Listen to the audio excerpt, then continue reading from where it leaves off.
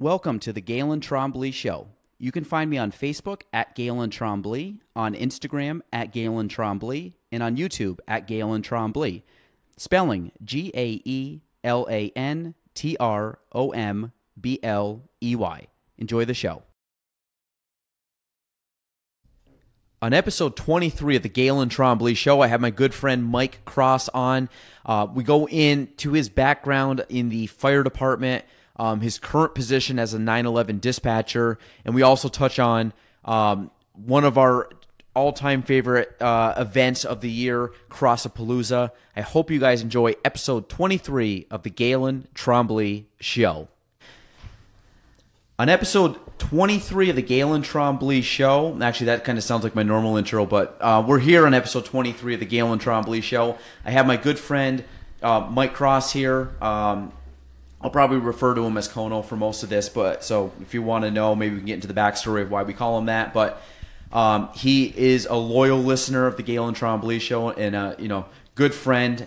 We've had some good times together, and I'm glad he could make it on. And I think we're gonna have kind of a different background on a lot of. We haven't really had anybody that does part of kind of like, I guess, the main job being the dispatcher and a couple other things that you do. So we're going to kind of hear different perspectives, more than I've ever heard or newer than I've ever heard. And then, like I said, have some good laughs while we drink some American Canadian beer here. So it'll be good. So Kono, welcome to the show. Thanks, buddy. Appreciate it. Happy to be here. So you've been a loyal Gaelan Trombley Show listener since pretty much day one. Of course. I think you're actually one of my most consistent listeners. So I don't even need to really ask. Sometimes I ask my guests, have you actually heard the show before? Most of them actually have, or they do some research, but you've listened, I think, majority of them, so you know exactly kind of how the gist goes, so it's kind of laid back and fun. But for people that don't know you, give us a little background, so people kind of up to 2019,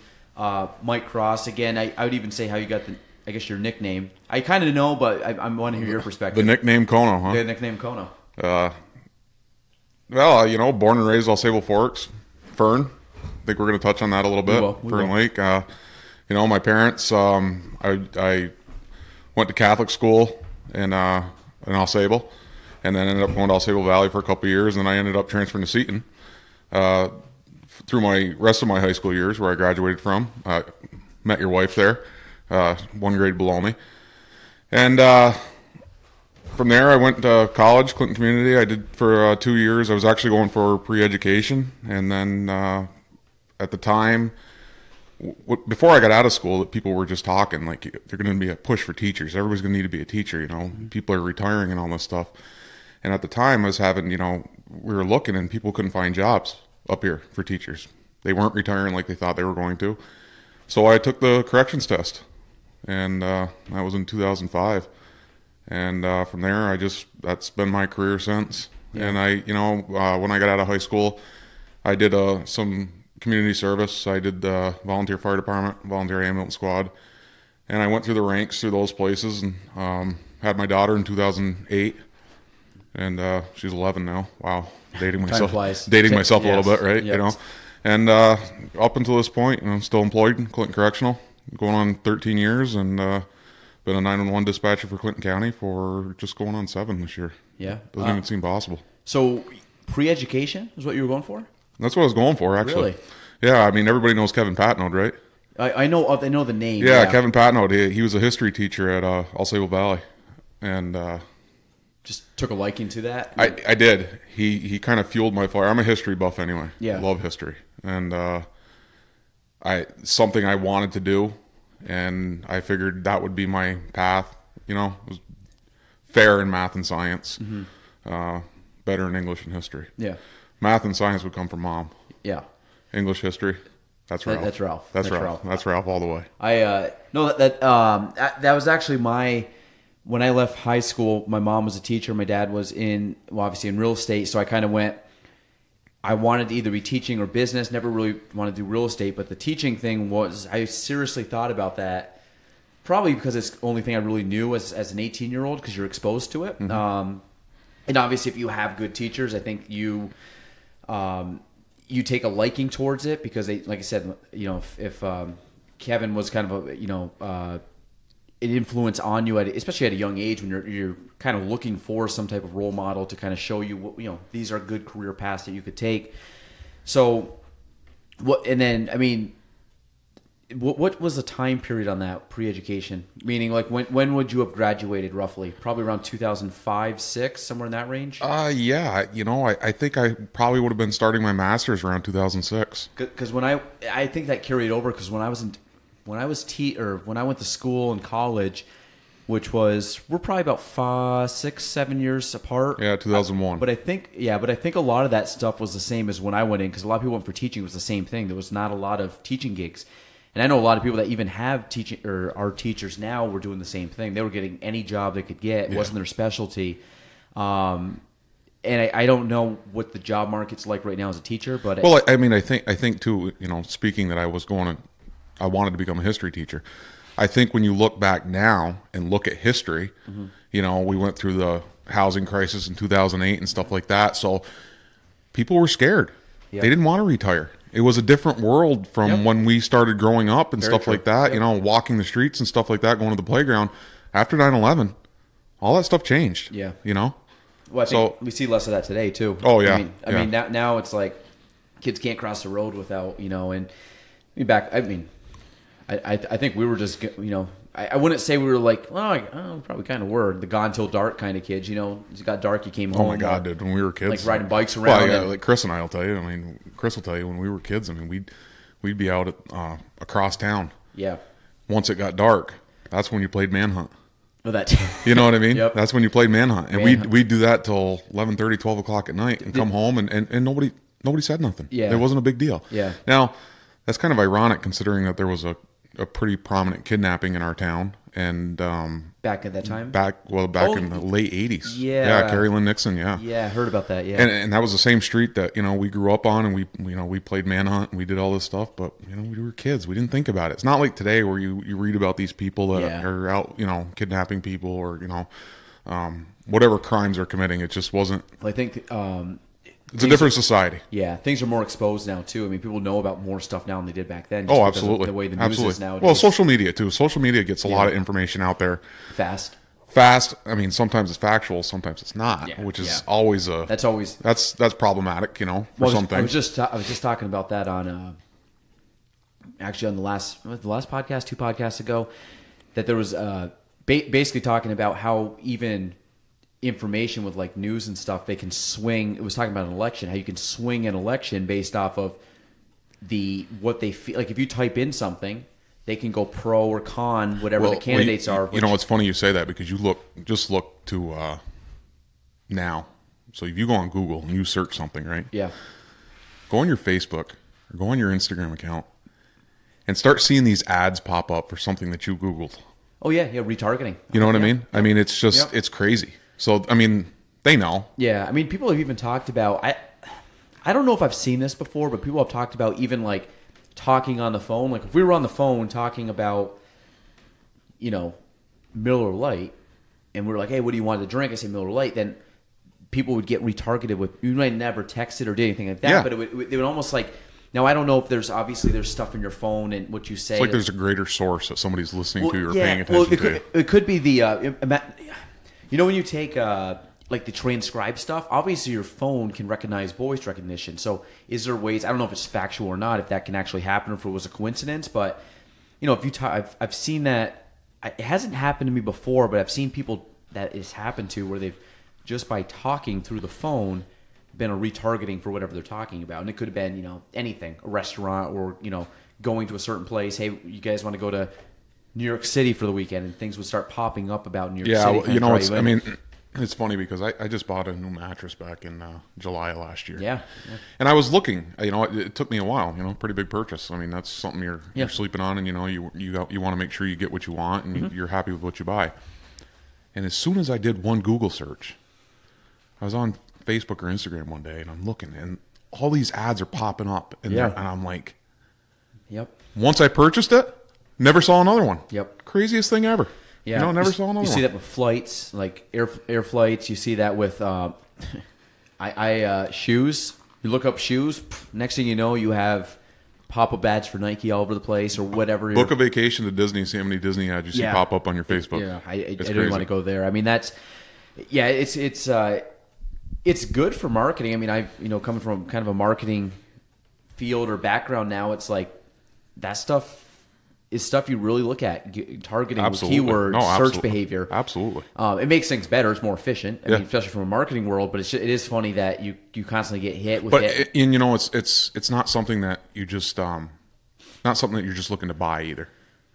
So, for instance, I've been big into the fire and EMS world for years, and I see a lot of stuff pop up on my social media that has to do fire EMS related. Yeah, stuff that ordinarily you would never see. Yep. Like I see a lot of real estate stuff. I'm sure you do. Yep. You know what I mean? So I mean, it's funny to see it kind of. Well, I get things all the time about real estate marketing, real estate courses, real estate, you name it. Kind of the same thing, like products to increase your real estate products to increase your Instagram presence, products like all these people that but it's just retargeting based off of searching or behavior or whatever your keyword is, or exactly, or whatever you're looking for at that time. Yeah. Now, you could do something to, maybe you're down in the dumps and you're looking for something motivational, and then you'll see stuff popping up from Tony Robbins or people that are influential people that they make a difference in somebody's lives, and you'll see that stuff just pop up and pop up and pop up. It's crazy when you think about it. It's but bringing it back full circle. That's what these kids are used to now. Oh, yeah. I mean, my daughter's 11. She's had an iPhone for 2.5 years. Yeah. My niece, same way. That's what they're used to. They're not used to going out and getting dirty and stuff like that and, playing around in the sandbox. And, that's kind of lost and gone by the wayside. Yeah. I think it's good in some aspects, especially because her mother and I aren't together anymore, so I get to contact her whenever I want. There's definitely benefits. I don't think there's my only negative with stuff like that is that it keeps kids less active. Absolutely, but that's one of the biggest challenges I think as a parent, and you'll find with Crew when he gets older. I think as a parent you have to put that down for a little while. Yeah, go outside and just get dirty. Yeah, just get dirty. Just be a kid. Run around. You know what I mean? And that can be a juggle, I think, for some parents nowadays. Well, like I said, I think they have their benefits. Obviously, for split families and stuff like that, they can you can contact whenever you want. Well, I mean, even families like I got a pretty big family. We have cousins all over the nation. You know what I mean? It's like I have cousins in Ireland that I see on Facebook. Exactly. It's great for networking like that to keep in touch with stuff, especially if you don't get to talk to those people on an everyday basis. You get to see their lives kind of progress. What's good is when I see them every 5 years, maybe I see them. I don't have to say like, so where are you living now? I can say, oh, hey, I saw you guys went on that trip, or hey, how was it? Did you guys have a good time? Yeah, because I'm thinking about booking one, right? Yeah, or I saw of course. And then when you talk about that, then boom, Disney retargeting. Yeah, it's retargeting. There you go. Well, kind of like what you said with like kids running around. Like one of my favorite things. We'll get into it later on, but the Crossapalooza. Crossapalooza, it's great. It's great. Kids love it. But you see, how many kids are there? Oh my God! Well, to be honest, now give that a couple years when all the little ones start running around. Well, think about it. I mean, since you guys have been coming around, and I mean, John and Lindsay didn't make it last year. Hopefully, they make it up this year. Yeah, they probably will. But Isaac and Courtney with their kids. And of course, Lily. 2, 3, 4. Well, 5. Fathead Chummy 6. Yeah, Chummy's the biggest kid there. That 7, 7, 8. Maybe if you count Chummy as 2. But but then that's not even counting all the newborns that are all. No, exactly. Alma Karen's going to be busy for next few years. She's got that knee done too, so she's good. She double knee. She's ready to rock and roll. She's ready to go. Perfect timing. Yeah, ready to rock and roll. Yeah, I think in the next few years though, we're gonna have to have like probably 3 tubes out there. I think it's great though. I think it's great that you guys all come up, and I mean, it's like we talk about friends and family, but you guys are really like an extension of our family. Like all of our friends are like extensions of our family, and I think it's something that my parents love. And I think when we get into it, Fern itself, I mean, that's going to be that could be a conversation. We'll get into more of that. Hopefully, we get the podcast up there. We will this year. This is very portable. I can bring. We can have this set up. I think. Imagine just doing this out on the deck, at the table on the deck. Milky with the cigars. That we'll get into it, but that is one of my all-time. That like it's one of the best parts of the weekend. I swear to God, the last probably 2 or 3 years, one of my all-time favorite memories of Fern, or just like experiences of Fern, is when me and you were out there. The night me and you were out there for like till 1 a.m. Yeah, with Kevin. That was last year. Was that last year? Yeah, with Kevin. Remember, he got so drunk. Well, he left. Well, I mean, he didn't last the whole time. Yeah, no, he last. I brought him home at like 1:30 in the morning.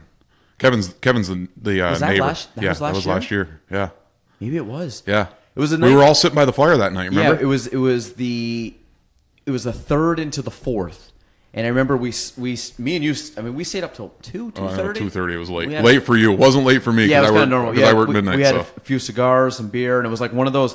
We've lucked out because we've had perfect weather. We've had very good weather. I think in probably the 3 years we've gone up, I can think of one day where it was kind of wasn't bad. It was questionable. I think we had a quick rain shower. It was cool, but not bad. Yeah.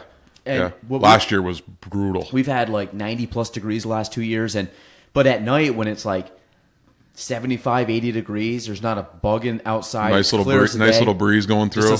Just to cool you off, and you just smoke a nice little cigar around the campfire. Have a drink. That is to me, it's just a good escape. It's a good time. But so what got you into the fire department, and how long were you in that? And kind of go your rank and yeah. So the fire department. So you know the ants, right? You know, Midgie just passed away. I know. God rest her soul. I know. So when Chris and I were young, we stayed at the ants. They were like our grandparents. I mean, they were just fantastic people, and coincidentally, they lived right next door to the fire department. So when we were kids, the trucks would go out, we would laugh, we'd joke around, and we'd go out and we'd sit there. And I remember we had these 2 little brown chairs, right? And we'd pull them out, and like on Tuesday nights when they did their trainings and stuff, we'd sit out by the sidewalk in those chairs, and we'd sit there and watch them. And it always kind of intrigued me, you know what I mean? Mm-hmm. Chris up at Fern, when he was a kid, I mean, God, he couldn't have been 5 years old. He got stung by a bee. And at the time, we didn't know he was allergic. And he was severely allergic. Oh, really? Like almost stopped breathing. Oh, yeah. It was bad. And he took his first ride in the ambulance. As kids, you think that's like the coolest thing in the world, right? Yeah. You don't realize like it's there for stuff that goes bad. But he just had, So we just, I don't know, Chris saw it and did it. Chris got in the fire department as well after I did. But I just took a liking to it. Yeah. And it just... I've always been one to help people out, like helping people. Mm-hmm. Just kind of my calling, I think. Yep. I always joke with people because I say, I don't turn wrenches and I don't pound nails. Speaking to people that are mechanics and that are carpenters and stuff like that, I have the highest respect for those people because that's a trade, and I just don't have it. I agree, yeah. But if you need me to walk you through how to do CPR on somebody, I'm your man. Yeah. I can do it. And I took a liking to it. I got in 2001, right after I got out of high school. And it's funny because I had the application, and I was afraid to tell my parents that I was going to do it. Oh, so you were right out of high school. Oh, yeah, right out of high 18, school. 18, yeah. Yeah, and I don't really even remember why I was afraid to tell them. I just thought that they would be like, oh, you're just going to... Yeah. You're not going to take school seriously. Yeah. 18 young. So I got my acceptance letter on September 11th. Of... 2001. Oh, yeah. So I remember sitting at the firehouse that day and just watching in awe what was going on. That's where you watched it? Yeah. Yeah, I still remember where I was, too. We sat there all day, and Jim King, who was the Car 1, the emergency services coordinator at the time, they were calling, and they were talking about deploying northern departments down to Albany and stuff like that, so that... To cover the ones that were leaving. They were going down to ground zero. Yeah.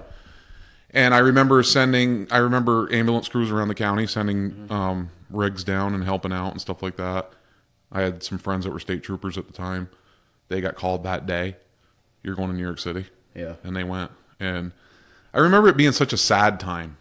Yeah. Because nobody knew what was going on. Mm-hmm. And I remember that day very, very vividly. And I remember telling Chris, Dad worked at the prison, at the federal prison, and Mom worked in the blood bank. And I said, Mom and Dad aren't coming home tonight. Mm-hmm. We were at the aunt's house. Oh, they'll be home. Chris, I'm telling you, they ain't coming home tonight. And I think Dad got home at 8, 9 o'clock that night. And he tells the story, and he, you know, if we ever, we'll bring it up to him sometime. But yeah, he walked right in the warden's office that day and said, "We need to lock this place down.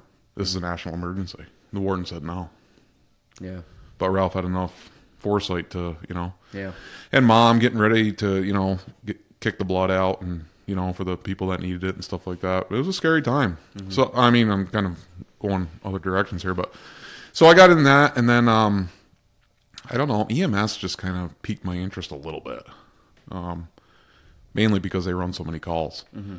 And if you're a call junkie, that's what you want to do, right? Yeah. Can't wait for the pager to go off. So I did that.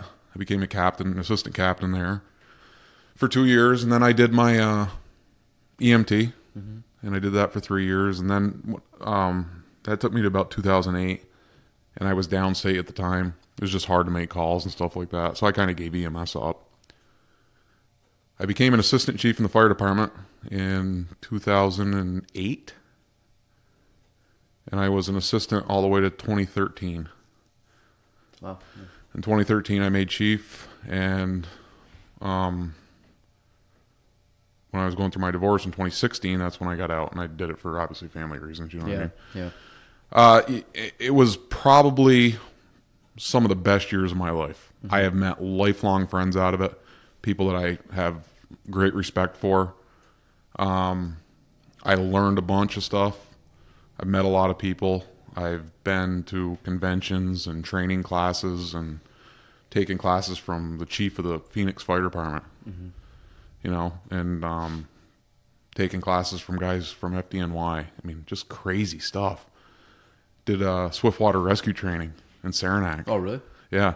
Was that kind of like the hoverboat things? No, so you're like in the river. So you're in dry suits and stuff like that. Okay, you know, you're floating down the river and stuff like that. Yep.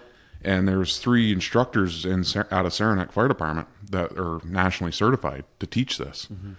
And I went up and I swam with guys from FDNY. I mean, like the coolest stuff. Like, right? I mean, who would think you'd get to, as a local volunteer fire department, you'd be swimming with New York's finest. Kind of like higher level training. Yeah. Really cool. Yeah. Really, really cool stuff. Chris has done it. Chris did it, you know, and but just so many great times. So many great times. I mean, I can remember taking Chris into his first structure fire, and he was all, "Come on, come on, come on!" And I'm like, "Do it." Yeah, if like, you know Chris, yeah. If you know Chris, right? Yes, That's the way, you know. Yep. We're going to go 110%, which I'm all for. So I remember it was like a February morning in like 2005. It was cold, cold, cold, and he was staying at my aunt's house that night, and I was at work at the local convenience store that I was working at the time.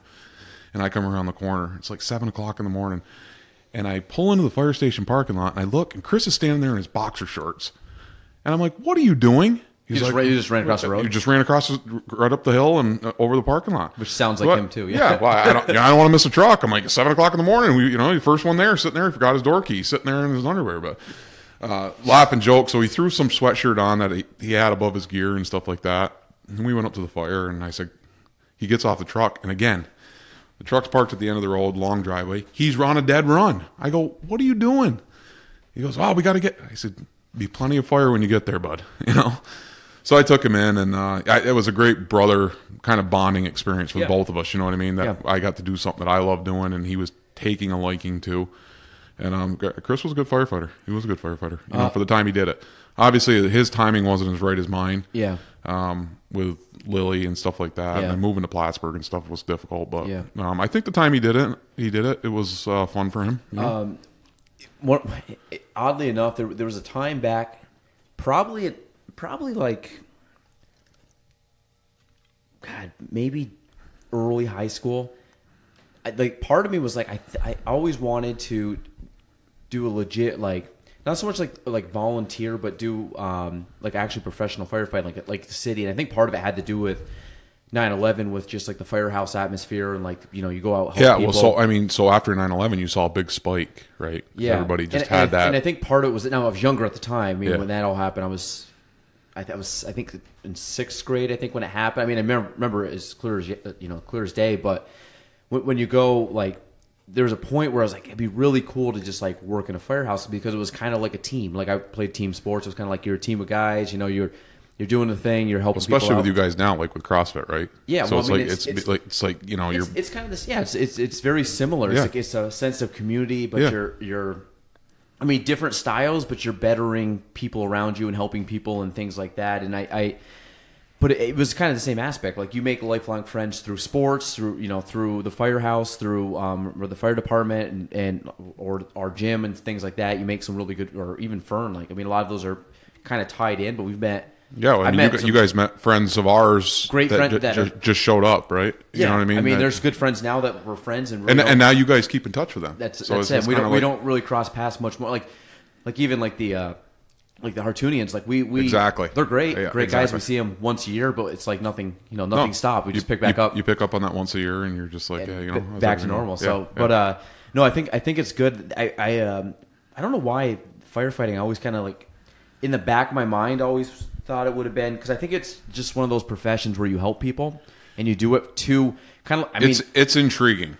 Yeah, and I don't know what it is, because obviously there's danger to it and everything else, but I think it's coming from a position of helping, which you kind of said it before, but if anybody doesn't know you, your brother, or your parents, you're like the family that basically will give the shirt off your back for anything. I mean, a drop of a hat. Yeah, we've had it before in a lot of aspects where it's like, hey, we need help with X, Y, or Z. I mean, as simple as could be the docks, as simple as moving someone into a new house, as simple as, hey, someone's not doing good. Can you help us with whatever? I think we just got a good group of friends. It's the same thing. It's like a drop of a hat. Like, okay, hey, listen, sorry, got to cancel. I got to help out whoever it is. And the funny thing is we don't. It's not personal, right? So it's not like if we're gonna hang out for tonight and I say, hey, Gaelan, I gotta bust out tonight because I gotta do this, or I gotta help somebody do this. It's like, yeah, no problem. Like we'll meet up when we meet up. You know? Yeah. I think that's kind of one of the best parts of the group of friends that Chris and I have. Yeah. You guys do have a very close group of friends. The friends that we've made. Long friends, too, meaning like years. Yeah. I know some of Chris's buddies, you talk to them, they're all grade school kids that he went to school with. Absolutely. So. Yeah, and that same with me. You know what I mean? It's just, I guess that's just kind of the way we came out. It's. I think there was, I went to college. I didn't really make any friends in college. All my friends, like my really good buddies, are from high school. And then anybody that I've met over the last probably 5 to 10 years out of high school, just through crossing paths. So I think you will always have your friends from high school, right? The ones that your core group that you're always will be friends with. Yep. And then I'm not saying you can't make as good of friends or better friends in your professional or different stages of life. The older you get in life. Mm-hmm. I have met probably some of the best people I know through the fire service. Yeah. And I rely on them for advice. I rely on them for their experience on certain things, whatever. And some of them I just call up and say, hey, buddy, what's going on? Yeah. I haven't talked to you in a week or so. That's another thing you guys are good about. I'm not as good about it. But I can't even get you to pick up your phone. Tell you I'm going to be late for the Gaelan Trombley show. Well, to be fair, usually, and again, when I talk about, like, there's certain people where if I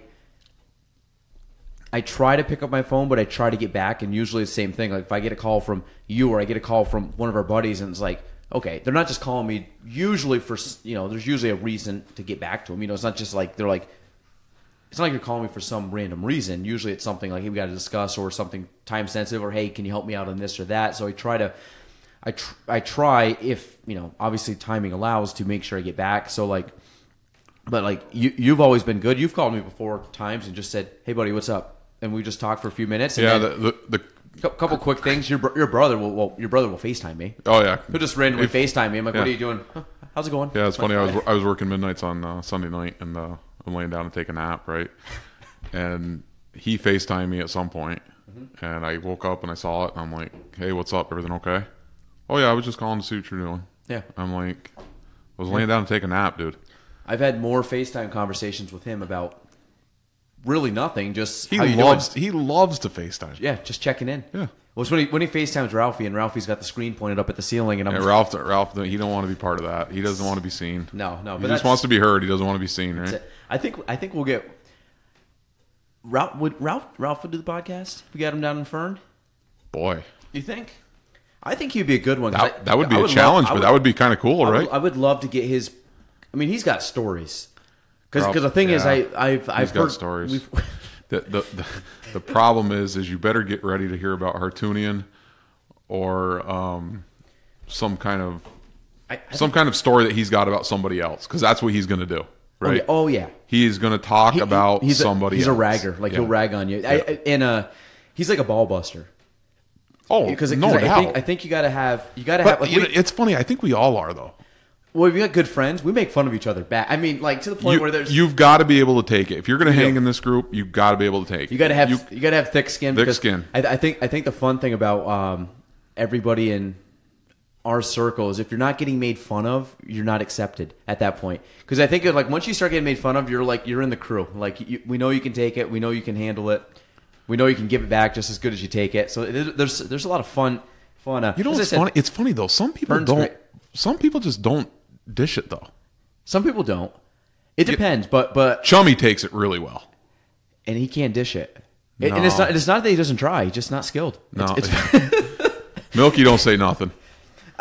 Milky's getting a little. Milky. The problem is now Milky works with Chris, so that's gonna. When Milky comes out with one though, it's scathing. When he does, Milky's a no nonsense kind of guy. Yeah. Milky cuts through the fluff pretty quick. No, I think we have a good crew. Did I tell you that? So I was going to. So when August was born, Milky's son, second one. So I was up, I had a couple appointments in Moore. So second Maynard. A lot of Maynards. I hope the hell those two are better at building things than Milky is. There's a little. It would be better. I think we. We'll talk about that in a second. Kind of two is better than one. So yeah. So we ended up. I'm like, hey, I'm going to stop by and see the kid. And like he's 3 days old. So he's like, yeah, sure, swing in. So I go down his driveway. His driveway, now this is up in Moore's Forks. His driveway, 3/4 of a mile in the woods, half a mile in the woods. I mean, you're going back. As you keep driving, you're like, where the heck are we going? So I show up, I park the car. Allison's inside, the two boys are inside.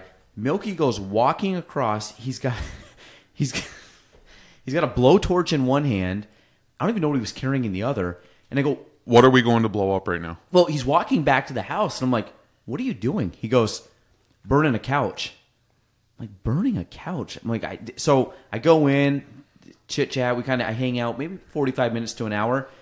Then he gets up, and I'm like, all right, I got to go. And he's like, yeah. And he goes, that's what they do up in Morris. Well, he goes, yeah, I got to go burn the couch.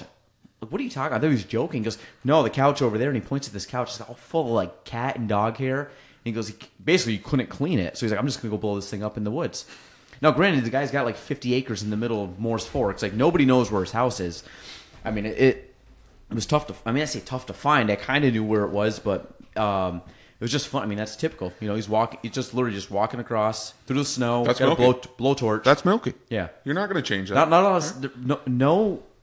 Not a lot of safety. I wouldn't trust myself. Him, I kind of trust because I think he can get away with it. Me, I don't trust myself with pyrotechnics like that. Well, so what we have to do is make sure Chris has a safety meeting. A safety huddle. Before. So there's a lot. Fern Lake is a lot of safety huddles because there's a lot of safety huddles. Chris is big in that safety culture. You know, he's a safety guy at Upstone. Well, I know that, but you would think I'd be more into it, right? Because of everything I see. He's more vocal about getting other people on board. I think you're. I'm more just send you the help once you call for it. You lead by example kind of thing, where Chris has got to kind of bring people together and let us all know. I just send you help after you call for it. That's fine. Right? We kind of like once. It's been pretty good. We haven't had a lot of casualties. I think last year. Just the ramp. The ramp was the big one. The ramp. Yeah, poor Logan almost snapped his leg in half. Bad idea. Well, the problem was this, and this is Milky's doing we were basically making a large slip and slide. So if anybody can picture this, the house sits up a little bit from the water, a pretty slight grade down. It's not bad. Yeah, no. It's a gradual grade. It's nothing super quick. But from the top to the lake. From the top on a slip and slide, you're picking up some decent speed. Oh yeah. So what we wanted to basically do, now it doesn't just go right into the water. There's some trees, there's some rocks, there's a little bit of a ledge down. So Milky, being the engineer that he is, decides we're going to build a ramp at the end of the slip and slide. I think you guys actually need to sit back and look how far of a drop that is. It's substantial. It's substantial. It's more than a couple feet. That's a crisscross word right there. Yes. So, Chummy's head, substantial. Very, very substantial. Whoa. So we go down this ramp, or we go down the slip and slide, which connects to a ramp, which we basically have. We couldn't even get it down in the water. The boards weren't long enough. So I was down there trying to put them like basically on the rock ledge, like not on a ledge, but like. That's funny because there used to be like a little cement pad there. That would have helped. Over the years, it all broke apart. Yeah, that would have helped. So we were basically trying to wedge these boards in. So the thing was, it was actually well constructed, but the problem was we should have put plywood. We basically put almost kind of like these whiteboards. We put this whiteboard on top, which was. You could slide over it pretty well. Just too much of a space in between. Well, the problem was we should have put plywood underneath, put that over. We would have been fine. So I don't think the system was that bad. I think it was just we missed we missed a small but important detail, and it ended up being basically this larger man. Pretty much almost broke his leg. Logan's a big boy. And remember Milky? If we could have got Johnny Hartoonian drunk enough. Yeah, he would have been the perfect guinea pig. He would have been good because he's small enough where he would have just aerodynamic too. Yes, would have slid exactly. right down. Mir Logan. No, bad news. But remember, Milky went down in the stomach and kind of like hit it. But Milky had Milky has what's the word? We'll call it a lot of drag on the stomach. So we went. He caught the. Hey Milky, if you're listening, I got more than you, so don't feel bad, buddy. He went and he caught the edge of the ramp, and he kind of went and slowly slid down and basically fell into the water. And it was like, well, if we can kind of hold Milky, who probably weighs about 200, we're like, we're okay. Well, Logan, I don't know how much he weighs, 230, 40, 50. He's a big guy. Like, not like big, like strong, like probably 6'3", 4". He's a tall guy. Right? Logan's taller than I am, I think. Is he? I'm 6'2". I was gonna say, I think he's taller. He's about 6'3", 6'4". Yeah, he's a big kid. I'd say about maybe 250, maybe more. To be honest, he's got to be more than that. You think so? He's got to be. He's a tall guy, so he goes down. And he just carries it well, though. He doesn't look like that big of a kid. He's athletic. He's built like. Well, I mean, dude, they're big into lacrosse. Well, that's it. He's built like a lacrosse football player. So he's not fat. No, he's just big kid. He's big strong. kid. Yeah. So he goes down this slip and slide, hits the ramp, and breaks the boards. Falls right through it. And his foot hits the very end piece of the boards, and I don't know how he didn't snap his leg, to be honest. And I think it was because of the size. That was not one of our better ideas. No, we did the slip and slide after. Slip and slide, that was fantastic. The kids loved it. Exactly. Kids loved it, and that was one of the things that especially like to watch my parents get older. Yeah, and for them to see their grandkids having so much fun, and now they're watching their grandkids do it. Now they're watching their kids do it because we're all kids at heart, right? Oh yeah, I was on slip and slide more than some of the kids. Yeah, I'm 36 years old. I'm going down a slip and slide. You're on the tube. On the tube. Me and Chummy, getting dragged around the lake by Chris. Chris is trying to beat us up the way he's turning the boat, and we're just trying to knock each other off. You know what I mean? It's just it's a wild time. It's a Nate Graves, yeah. He got flipped a couple times too. Chummy always is though. When we see Chummy flip on the tube though, I think that brings everybody joy. Chummy gets it the hardest because he's chummy. He's chummy. Yeah. It's just. And if, in case anybody hasn't noticed, I don't think we call anybody by the real name. So I think we've said Milky, Chummy, Kono. So just bear with us. When anybody asks me, I just got my brand new Kavanaugh Realty hat. Shout out to them. Looks good. But I'm just going to say the K stands for Kono. I like it. And nobody knows the difference. Nobody knows the difference. See, I'm rebranding at this point. That's it. That's fine. Yeah. I mean, you can use the logo. I'll give you permission. You can use the logo for the Kono. There you go. Right. The slip and slide was good, but I agree when it will be fun when the kids get older because now they're little. But imagine when they're all 4, 5, 6, 7, 10. Well, I think like when they're Lily and that's just it. So there'll be more of them, right? So it's just Lily and Sadie. So they just want to go on the tube for hours and hours and hours. At this point, we're at the point in our life where we just want to go out in the pontoon boat and just float and drink and get the sun. We usually go out though and jump in the. Everybody goes. I mean, it's been 90+ degrees the last 2 years. It's crazy. Last year was tough. It was like 102 when I pulled up to my parents' house that day with all the food. I believe it. There was one really. Actually, was that the 4th? That was it wasn't the 4th. It was like 2 days before. Was it 2 days? Okay. Second or the 3rd. It was crazy hot. Yeah. So I mean, this ends up being. This is going to be a good year for the 4th. I think it will be. We had. Miss America retires. Big. Week before that. Big. Week before that. I'm excited. Yeah, I kind of hope you guys can break away for a night.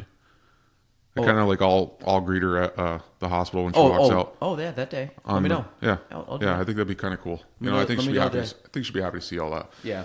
No, I took the night off. I actually got to get with Chris. I'm going to see about maybe we take her out dinner after that night or something like that. Let me know. Yeah. I mean, I won't crash your dinner, but let me know. No, dude. No, knowing that's her, she'll probably want us out there. That's the thing, though. It's not crashing, right? Yeah. I mean, you guys are all extensions of us. Yeah. So she just wants everybody around. No, let me know the date. I'll go to that. Yeah, it's going to be the 25th of June. It's a Tuesday. 25th. Okay. Yeah, write that down. Yeah, I'll go. How the hell did we just jump all over this conversation? I don't know. We're making plans in June. Fern was on the last part of the podcast, and we jumped to like second. All my friends give me shit about my schedule, but yes, we are scheduling something out in June right now, so it happens. That's Miss America, though. That's God bless Miss America. Yep. No, I'll do that. Good. Okay. No, I think that would be good. Would she do a podcast? I bet you she would do a soundbite. I think I want. Yeah, I don't think she could sit down and have the conversation. No, right? but not that she wouldn't want to. Yeah, but her brain would just go all over the place because there's stuff that's got to be done, and she's gonna want to do it. She would be sitting here. I could see her having a conversation with you, and she would just look at you during the podcast and be like, "You have cobwebs on your lights and your fan right that's now. Her. Yes. How come that's not clean?" Yep. Mm-hmm. And then she would be. Why's your plant? I don't even know if I want Miss America here because my plant is dead. There's cobwebs somewhere because I. Well, the thing is, she'd be trying to stand up on the chair with the headset on, trying to clean it. Yes. As you're trying to have a conversation with her. She'd climb up, grab the plant, and go bring it back to life. Yeah. That's her. Yeah. It's dead. I don't know if it's coming back to life. Meanwhile, Ralph would be sitting in the corner going, "Jesus, Karen, come on!" It's just. Man, I think Ralph would be good. Ralphie and Uncle Hab would be great together. I'm going to steal one from Ralph here. You got a better chance of catching polio than I think you do getting Hab on the podcast. Maybe he got pretty excited last year when we pulled out the drone. Yeah, remember we got flipped off. That was so epic. It was one of the best times of the weekend. When we Chris was flying it, right? All of our loving neighbors.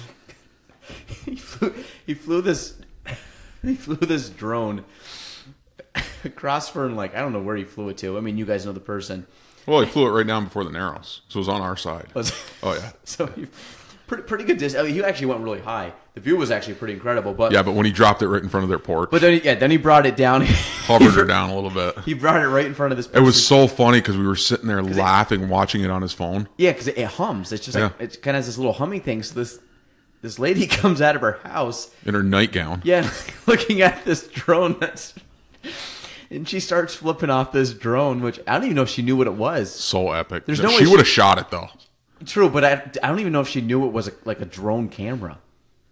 She probably I don't even know what she thought it was. She just go out flip off this thing, thinking it was what happens if what is it? A hummingbird? What happens if a mechanical hummingbird was humming at her? Would she just flip it off? What's that? She'd probably shoot it. Did she? She walked back in the house. To be honest, she probably would have came out. Oh yeah, no doubt. Because I think at that point, well, was it her that flipped it off, or was it the husband? No, it was her. 100% her. I remember that clear as day.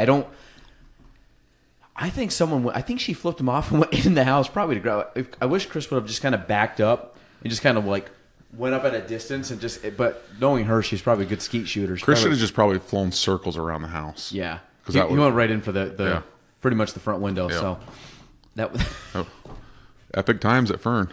It's like Fast Times at Ridgemont High, right? It's just epic times at Fern. That's I forgot about that. That's a good call. Okay, so we did. Yes, we'll go back to. I don't know how we got really off topic. I think we started with the fire department. Yeah. So, when you went? Okay, so back to the fire department. What's kind of give us a couple stories. Obviously, I've never ran into a fire. Hope I never have to. Obviously, not being in the fire department, hope I never have to do that. But what were some of the? I guess any highlights. I don't know if you call it a highlight, but you know what I mean. Anything memories or memorable or good things. So I tell people running into a fire for me is like the biggest adrenaline rush you can imagine. So, you know, some people, they just love putting skis or their snowboard on, right? And just skiing down a hill. I always say, I'm not that person. That does nothing for me, right? But you give me a room fully engulfed and tell me you got to run in there and put it out, I'll do it in a heartbeat. It's just such an adrenaline rush. So I've been on a lot of memorable calls, probably more than I could. We don't have enough time to talk about them all. But they're, you know, I met lifelong friends that I have stories about them. Chris and I were at the aunt's house one night, and it was the day after the 4th, actually, and July 5th. And we got called to a hotel fire. It wasn't a hotel. It was like a kind of like a, not a bed and breakfast, but a motel thing. Like a motel thing. Yeah. You know, these contractors. You know, you see like charter guys or something like that come in from outside agencies. They'd stay there for a couple days and stuff like that. So we get called up there, and it was July. It was hot. We went up, and I remember the local funeral director was an assistant chief at the time, and they had a wake going on, and one of the guys, it was like his mother-in-law that was getting laid out, right, for the services and stuff, and he kept hitting the funeral director, and he was like, listen, they're done, right? The priest is in there, and they're saying the prayers and all this stuff, and the guy's like, they're done. He's like, John's like, no, they're not. About 2 minutes later, hits me, John, they're done. No, they're not. So about 5 minutes later, and I didn't know this because the story was told to me, but he goes, John, I'm done. Where's your gear? He went out and stole the guy's gear and came up to the fire. And we saw this guy walking around in all sable gear, and we didn't like, who the hell is this guy? We don't, but, you know, get the backstory after. It was kind of funny. But, you know, you see a lot of tragedy. See a lot of good things, because you did, like, EMT, too, so, I mean... Oh, yeah. Is it, well, EMS? EMS is just running the ambulance. EMS. But, you know, I've been to... It's funny. 15 years I did it, and I went to more fatal fires than I did fatal car accidents. Really? You would have thought the opposite, right? Because you have twice as many car accidents as you do fires, up here at least. And but no, I went to more fatal fires, and some of the stuff you see sticks with you. Yeah, kind of molds you who you are as a person.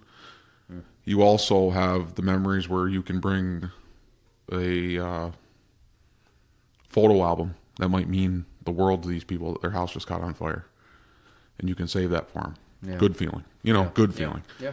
I remember we went to a big apartment complex fire back in January of 2014, and it was like 25 below zero. It was brutally cold. And one of the firefighters from Peru, who was a friend of mine, one of the apartments was his mother's apartment, and had the remains of his brother there. We were able to find him and bring him out, and surprisingly, the urn had not been damaged at all. Those are good feelings. Yeah. Even though they're sad feelings, they're good feelings, you know? So when you can kind of bring closure to some people's lives and stuff like that, that's a good feeling. Mm-hmm. But I've been in arguments at fires. I've been in... I've had water blown on me, ceilings ripped down on top of me. I've had funny times where we just laugh and joke around. Mm-hmm. Kind of a demented sense, right? I mean, you can kind of laugh about somebody's tragedy, but, you know, sometimes you have to. It's part of the business, you know? Mm-hmm. And, you know, the background for me becoming a dispatcher was, you know, I became an EMT, became a line officer in the fire department, became chief, but I always I felt like that was completed my circle, was to be a dispatcher. And after Hurricane Irene, the director now is a friend of mine, and I just kind of pressured him. I knew he had a part-time spot coming up. He gave me a shot, and haven't looked back since. I love it. Yeah.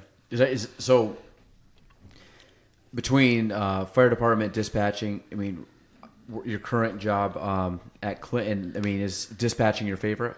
Oh, by far. Yeah. By far. So what's like a normal, like if people don't know what, because I don't know it fully, to be honest, like what's dispatching entail? What's the hours? What do you normally get in? We do 12-hour shifts at the county. We do 8-hour shifts. Part-timers can split shifts if it goes to second picks or something like that. So we're kind of flexible. Mm-hmm. and how the part-timers work. But it's the lifeline. Mm-hmm. It's your lifeline. Yeah. Right? So if you need the police, you dial 911. I'm going to answer the phone for you. Yeah. And I'm going to shunt your call wherever it goes. If it goes to city police, if it goes to SUNY police, if it goes to state police, if you need an ambulance, I'm going to send you an ambulance. If you need the fire department, I'm going to send you the fire department. Yeah. And 911 it's morphed over the years. You know, if you ever remember the show, you might have been pretty young, Rescue 911. I never watched it, but I remember with William Shatner, right? Yep. So, you know, it was like 911, what is your emergency? Well, as anything has progressed, 911, where is your emergency now? Because they found that through studies, if you can get where the emergency's at, you can at least send somebody. Gotcha. Yeah, it makes sense. So there's little things like that. Yep. And it was quite an intense training. It was 8 weeks. I had a little bit of a head start because I knew the ambulances. I knew the fire There's some trucks. background in it, yeah.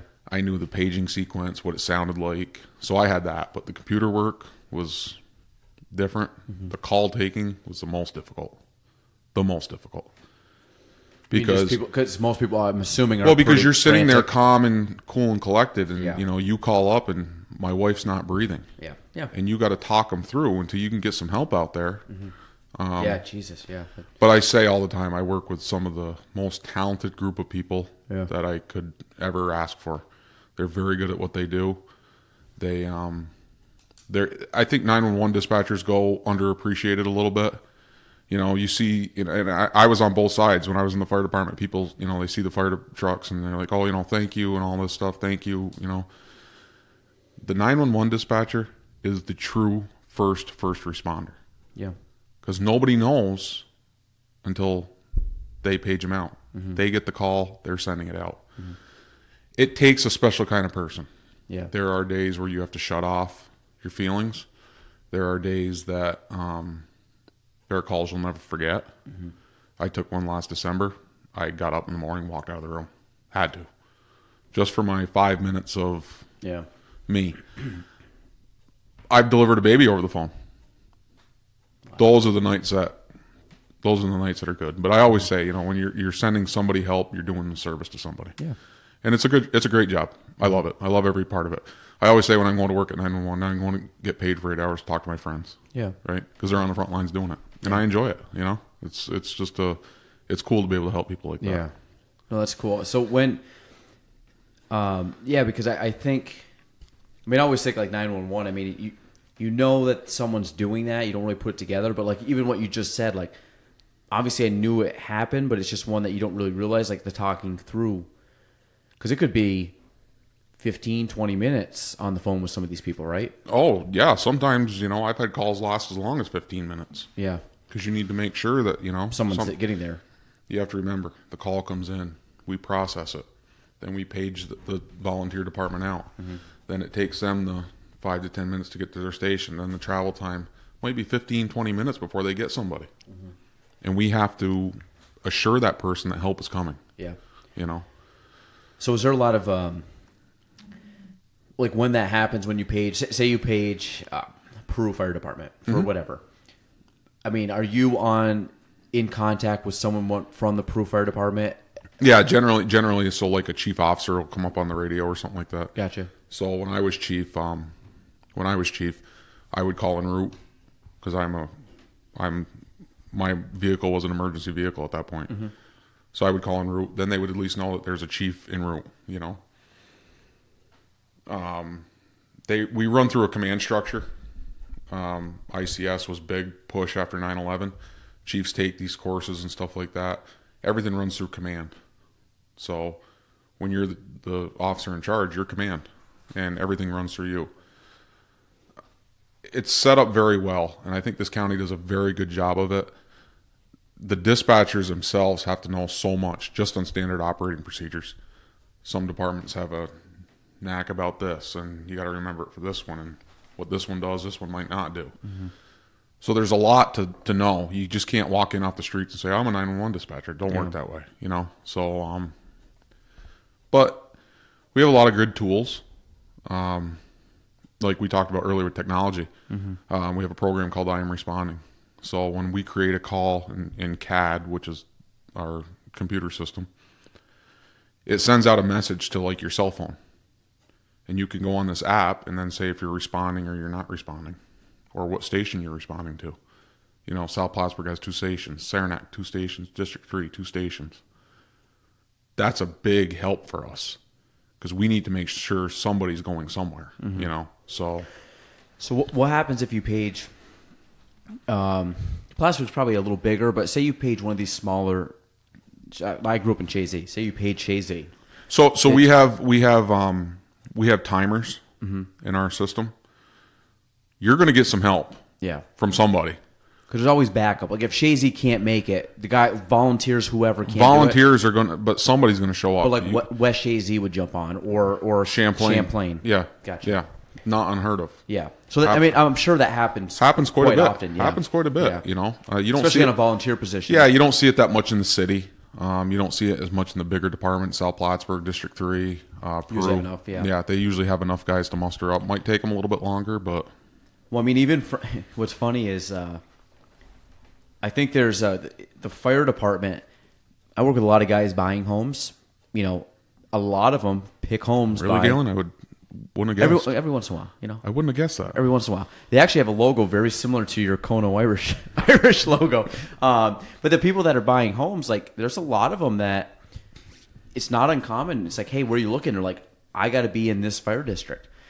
And for sure. And for sure. Some people are, you know. And a lot of those guys that they're extremely loyal to their firehouse. Showed a house yesterday to a guy, and we're going to go see a couple more tomorrow. They've been looking for about a year and a half. Like, the fire district is very small. Surprised his wife is still with him.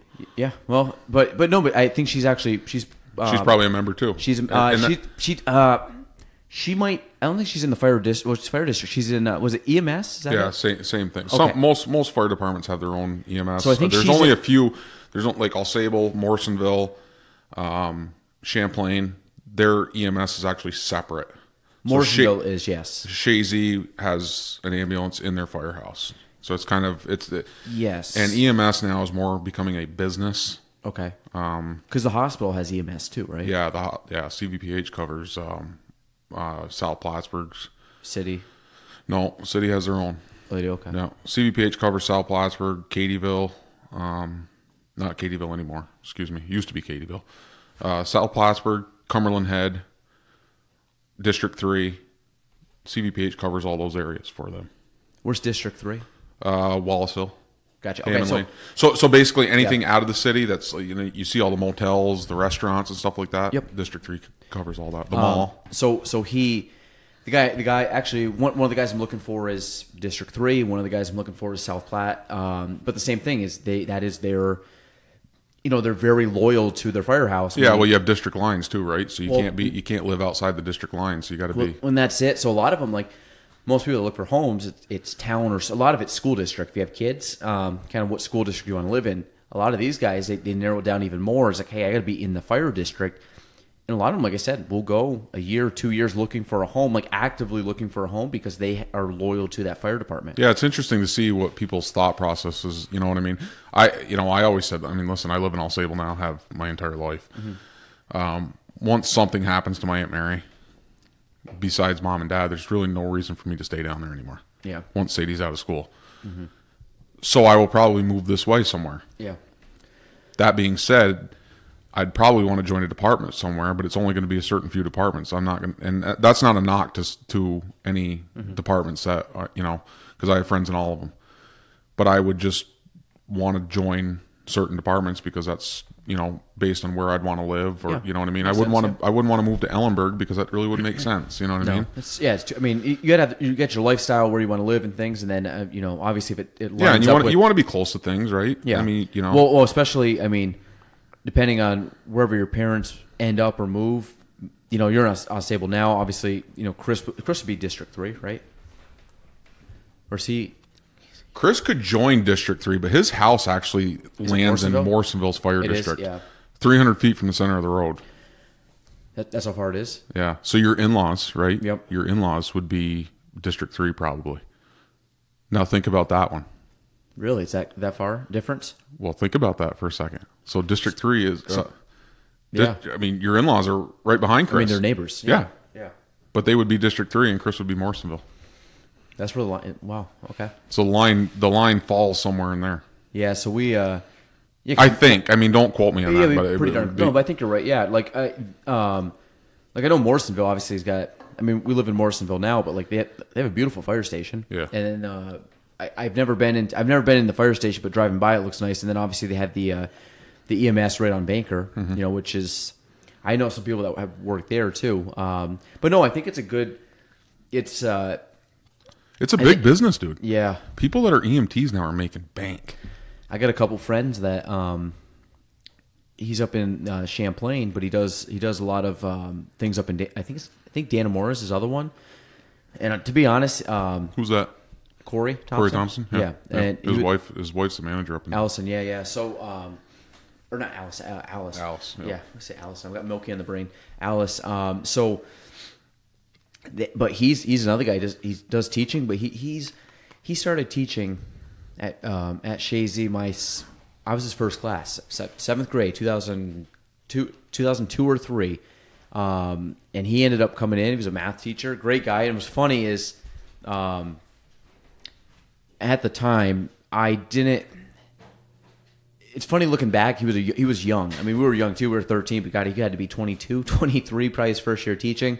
But he was a really big into the fire department, still is, and that was 15 years ago. And I think he's got a long line of family between his father and I know his uncle in the fire district. And I mean, this is a guy that, I think kind of, you talk about people that have a certain level of service in them. I mean, to me, it's like a teacher. If you're someone that's a teacher, I mean, they're not going to make a ton of money. They're not going to, people can gripe, hey, they got summers off, but, you watch kids for 180 days out of the year. It takes a special person. I couldn't do it. I don't think I have the patience for it. But that is a level of service. So if you're a teacher, to me, that's giving back and trying to educate people in a position where you are doing it a lot more for the love of teaching than I think you are for, a career, or not career, but financial gain or anything like that. I mean, they're I think that's a level of service right there. But to tack on being in the Champlain, well, I think he's in Champlain now, fire department, and then also being part of EMS. And I just saw him last week, and I mean, he had been probably hadn't gotten much sleep because I asked him. I said I was kind of busting on him. He's a good friend of mine now. He was a teacher at one point, but I coached with him for a few years. I think it's funny how to kind of get off topic here, but I think it's kind of funny how people morph their career or their life based on that service. So, for instance, yeah, he 100% does. I have seen nurses become nurses just because they joined EMS. They started in EMS, that chose them to nursing, yeah, and they might still do EMS a little bit. I've seen people of all walks of life, correction officers, which I'm a correction officer. I have so many friends that are volunteer firefighters. Yeah. A couple of the guys that mentioned were. It's like the thing that they do. You know what I mean? Yeah. And I think for me, I mean, firefighting took me to dispatch, right? Yeah. I've seen firefighting take other guys to instructors. I've seen them take investigators to become a county investigator through the state. They got to take so many state courses and stuff like that. It's the pathways are just so great for that. I mean, I've fought fire with attorneys. I've fought fire with the mechanics, the builders. Well, like it's Corey, teachers, the delivery men, the FedEx guys and stuff like that. The teachers. Yep. It's funny to see. Yeah. How many different walks of life you get when you walk through that firehouse. Well, I think like we talked about before, it takes a certain person. I mean, it's a service, but you're in a fire department. Like it's not like you're just like driving around like having a good time. Like you're going into danger. Like exactly. You're going into a position. Dude, one of the scariest nights of my life, probably one of the funniest nights of my life, obviously, was Hurricane Irene. Is that the one 2011? 2011. Yeah. So I mean, I got up for work and the storm hit that Sunday. And at first we were just thinking high winds, some rain and stuff like that. But then they said the flooding was coming. I was up for like 2.5 days straight, just running calls. And you were dispatch at this time? You just started? No, I hadn't started yet. That's basically that's basically what got my foot in the door. Crazy though, some of the stuff you saw. I remember, of course, my house was where I live. Is if you walk up the hill, it's just a little bit of a hill, kind of like right out here. That walks you right over to the fire station. I could throw a rock and hit the bay door from my back steps. Oh, right now, yes. Right now, yes. Yeah, I live so close. Yep. And I walked through river-high water that night just to check on my house. Yeah. And because I remember Sable, that's coming up quite a bit. Yeah, I remember walking in there. Of course, I wasn't thinking, right? And the panel box is down in the basement, old house and stuff like that. Yeah. I wasn't thinking. There's water running right through the first floor. And what do? I go over and turn the light on. Oh, Jesus. Think about that for a second now. Yeah. Think how crazy. You know what I mean? You're tired, you don't think. I mean, well, just reaction. Like, yeah.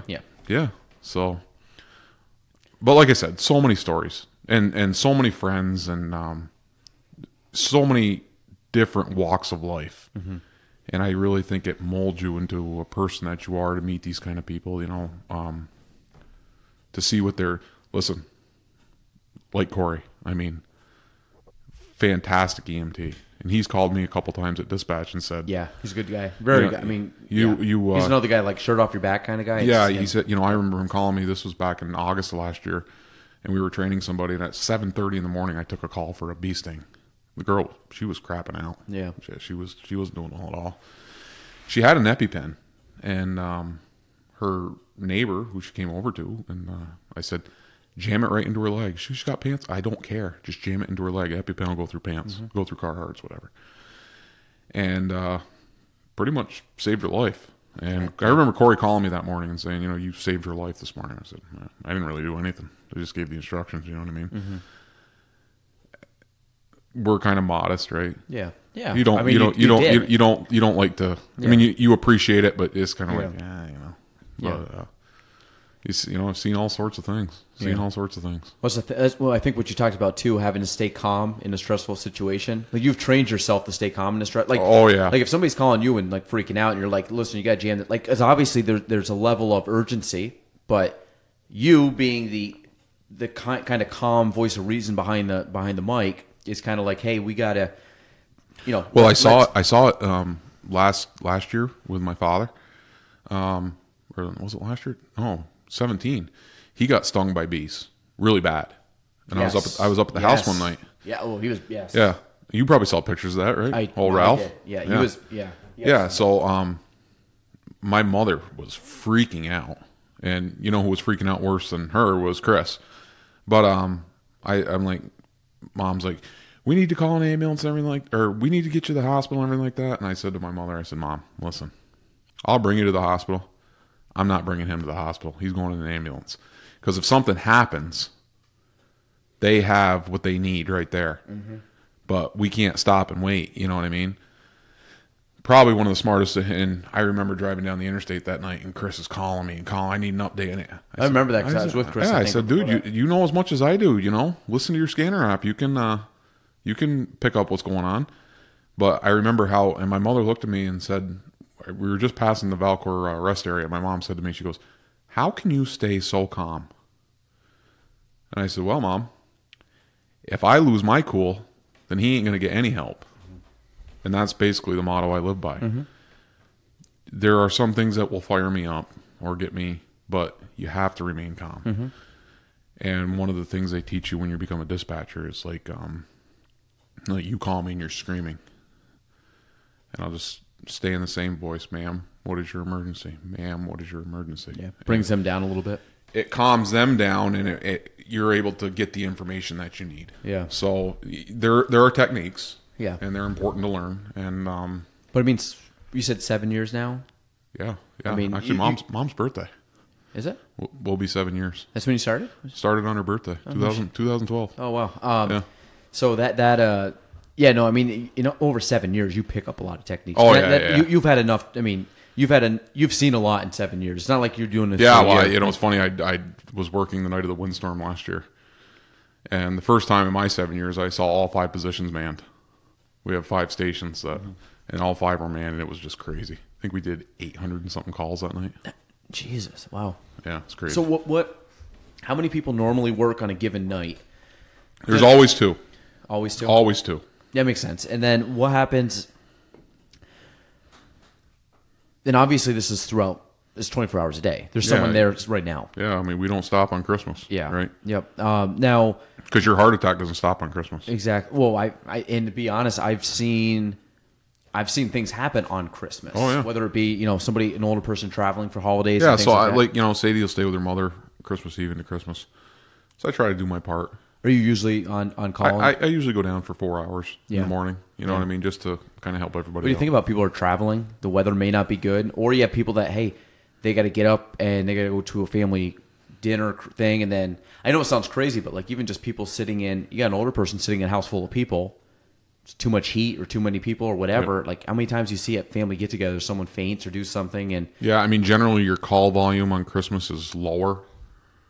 You think it's lower? Statistically, I think it is. Yeah. Because people don't want to inconvenience anybody's Christmas, right? Yeah. So, statistically, I think your call volume's lower. But that's not to say that it can't be higher. If somebody crashes, somebody's going to call 911. It's just the way it happens. You know what I mean? I just figured with like a lot of like traveling, like Thanksgiving, people traveling for holidays. We used to joke around. It's not so bad as much anymore with a college. But when college is in session, right? Mm-hmm. Friday, Saturday nights, and I used to laugh. One of the guys from the city used to call in on the ambulance. They have to call report to the hospital, right? And he said over the radio one night, and I laughed. I laughed so hard. He goes, "We're en route to your facility with a Saturday night special. We'll see you in 2." Now, a lot of people wouldn't know what a Saturday night special is, right? We know what it is because it's an 18-year-old that's drunk that couldn't handle their booze or something like that, and they're puking all over the place, and that's just what they said over the radio. Getting box card, right? Box card, as Ralph calls it. Box card. So. Where is now? It's just strictly Clinton County. Yeah, well, I mean, we can. If you take Ausable, Ausable's right on the border of Essex. Yeah. Well, so we dispatch Ausable Fire, which actually Ausable Fire sits in Essex County. Okay, because I mean, like Keysville, Blackbrook, are that all kind of? Yeah, we dispatch all of them, but same with like Lion Mountain. Yep. But we dispatch Vermont too. For which one, like Alberg and Grand Isle? Isle Lamont. Yeah. Yeah. So we were able to set their tones off too. It was kind of cool. Yeah. Yeah. And we talked to the Canadian departments. Yeah, because I've seen LaCole and stuff like that come down. LaCole, St. Bernard, St. Paul, Hemingford. So that's kind of cool. Kind of like backup. Like if Moores needs backup, Hemingford will come down. Yeah. They'll come down. They'll stand by in station or whatever. But I'm sure it's reciprocated. Champlain, Moores will go. I don't know how they do it, but they have a pretty good working relationship at the border with allowing the companies to get across in a timely manner. Fairly fast. I mean, yep. That's good. Yep. So now going back, I mean, obviously now we're jumping ship a little bit, but I think you're the first person that I've had on that works at Clinton. But like, what's that experience? I mean, obviously it's a major employer of the area. Huge. I think second, only to the hospital. Does it beat the hospital? I think it might. It's pretty darn close. I know those are the two biggest. I don't know how big the hospital is.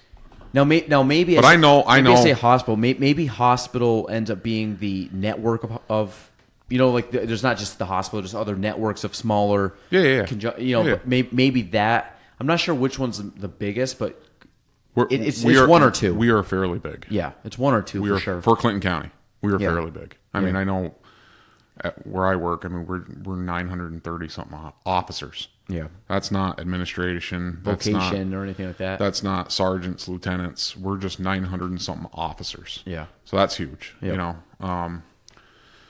I transferred in 2008, and at the time I was just happy to be home. It felt so good to be home, and Where were you before? I was at Washington down in Comstock, and I was at that one. I was at Washington and Comstock, and then I was at Downstate Correctional down in Poughkeepsie. Okay. Or Beacon. I don't really know what they call it anymore, but I was down there, and You know, I mean, it's not. Listen, it's not. You're dealing with the worst of the worst, day in, day out. But it's a great employer. So it allows a lot of flexibility. Time off is huge. You know, I'm able to swap shifts. Huge. I can take a week off and not burn 1 day of vacation time. How many people can do that? Well, you take it. What happens when you take a week off? I mean, people don't get homes. You know, I mean, that's. I mean, I kind of joke. I was.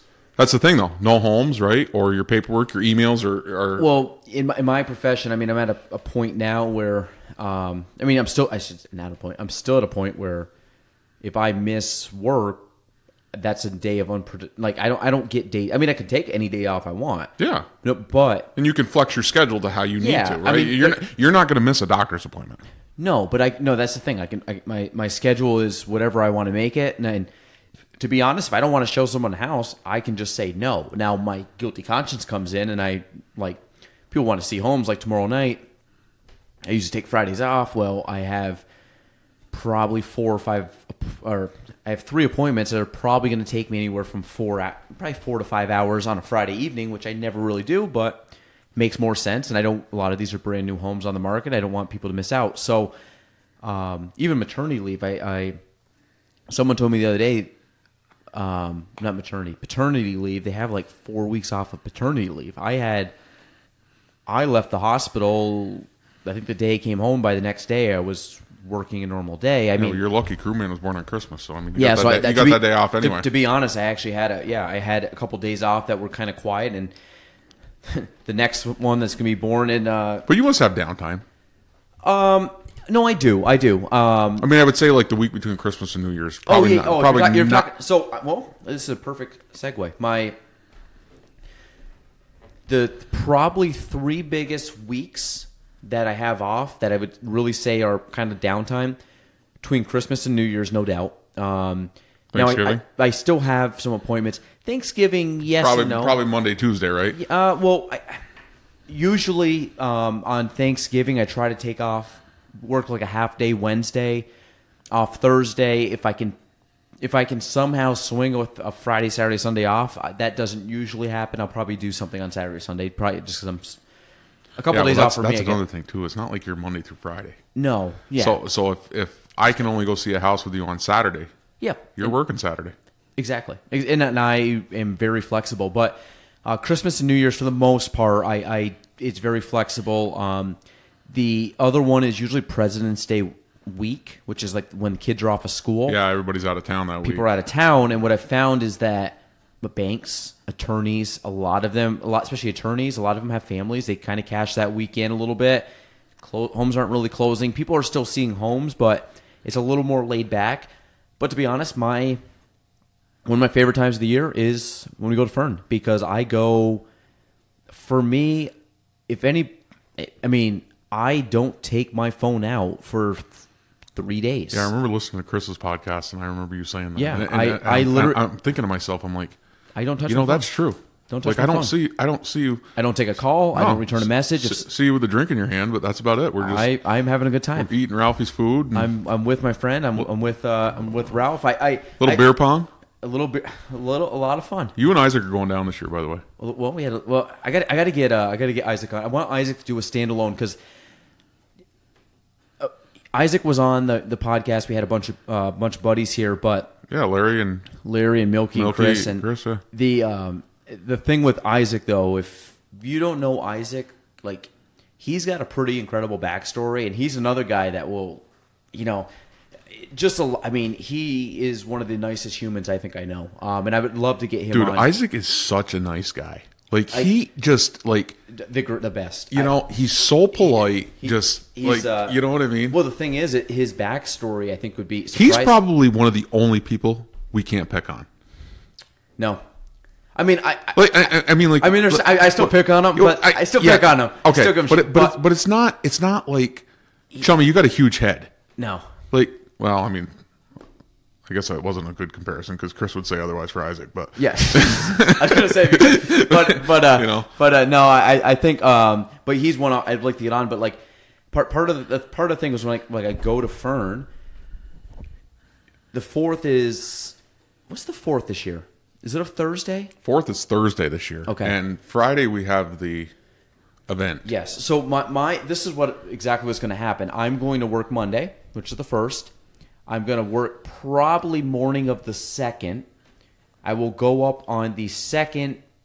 Now, granted, I got to kind of run this by Gina and figure out, the child situation a little bit. But my goal would be Tuesday through Saturday. Pretty much through Saturday, meaning yeah. Tuesday. I think this year, that's when everybody's going to wind down. Because I think Chris. It's what Thursday. Actually, it's on a Thursday, but Chris goes home Sunday. Everybody's so tired at that point. Yeah. Maybe we'll have everything picked up on Saturday, and Chris stays up Saturday night, and then Sunday he just gets up. And goes home. Actually, I got to backtrack. Okay, so I'm probably going to do Monday, Tuesday, half a day on Wednesday. Half day Wednesday. I thought it was Monday. Half day Wednesday. Yeah, because I think Wednesday's when everybody's coming. I mean, I'll be there. Of course. Yeah, but basically a midday Wednesday. Probably get up mid-afternoon, spend the afternoon day, spend all day on the 4th, all day on the 5th. Should be 2 nights, and then come home at some point on Saturday. Potentially, if I get a little leeway, maybe stay Saturday and come home Sunday. But it'd be for me, it's I usually like. Yeah, but that's like your vacation for the year. It is. Well, for the summer, because I'm swamped. To me, if I can get 2-3 days. You don't have any weddings this year, do you? Not around that. Tell time. all your friends not to get married. That was a quick trip. I'm sure. Which was good. I mean, the people that got married love them to death, but it was it cut into the Fern schedule. But no, we don't have it. So my whole thing is if I can basically do those 2 times and get 2 nights, maybe 3 days, or 3 nights, 4 days is what I really like. Yeah. But you will not. I mean, if I check my phone, it's probably to text if Gina goes home and comes back, it's a check on her kind of deal. It's not. No, we don't see you on your phone. You're not glued to. And it's funny. I literally show up. You know what's funny though? I hit airplane mode. And I throw it in my bag and I do not touch it for 3 days. It's so funny because you walk around the house, right, and all you see is chargers with phones. It's like the time where all of us are just off of our phones. Who do I have to text at that point? But seriously, but think about it though. We're not texting anybody.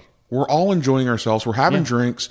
Ralph's cooking, yelling at everybody. I'm having. You know what I mean? We're on the lake. We're on the lake. Kevin's over. He's drunk. I mean, it's great. Hab comes over in the morning with his morning brews. Cooks, flips the bacon. Larry Morgan on the bacon. Larry Morgan, I think. Larry Morgan give is a shout out to Larry protege. Larry Morgan gets a shout out. I would say if I had to pick I might be wrong on this, but the most listened to people that listen to podcasts, you, Larry Morgan. I might even go top 5. I think Chris is a big listener. 1, 2, 3. To be honest, CDL, big listener. I think DL shoots me some stuff every once in a while. So we got a good crew of people that are loyal listeners. But I think because we just getting bigger, we just rag on our friends all the time. Actually, that's what it's all about. I think we're at 1,000 downloads right now. Check it out at the podcast. I think we had Connor on last night. So basically, what we have to do, this has to be a goal, is to get Ralph on this thing. I think you might have to get some. Well, you might have to get some extended. 990. You might have to get some extended headsets, for Ralph's big noggin. But I think it'd be fun. There's no way Ralph wears a headset. There's no way, Ralph. There's no way. Karen, give me a beer. Yeah, that'll be. I'm gonna be like Ralph. You got to wear the headset. Be like, come on, man. I'm not wearing the headset. Yeah, no. He'll have a Sam Adams. He'll be, But I think what we do is we could do that brings it back though, Ralph. American AF. Ralph is American as apple pie. He is, dude. And I mean, he brings it to the 4th, though, huh? Well, we got an official proclamation. We do. The 4th. I think when we talk about this, people are like, I hope my parents don't listen to this, but we may have another one coming. Well, we have a great retirement coming up this year. An all-American retirement. All-American retirement. I think people we kind of talk about this, and we talk it up. We definitely talk it up. But if anybody went, it delivers. It's not one of those things where we talk it up and we're like, the 4th is one of those things where you have to go to appreciate it, and once you go, you'll be sucked in. You're never leaving. You're never leaving. You're never leaving. You're going to be there, and you're just going to have fun. I tell You guys are. I think we have a couple of recruits coming this year. Yeah, you guys are always loyal, and I got some other friends of mine that just the schedules just don't work out. I get it. Yeah, kids, work. Yeah. I get it. But then they always tell me how much they missed it.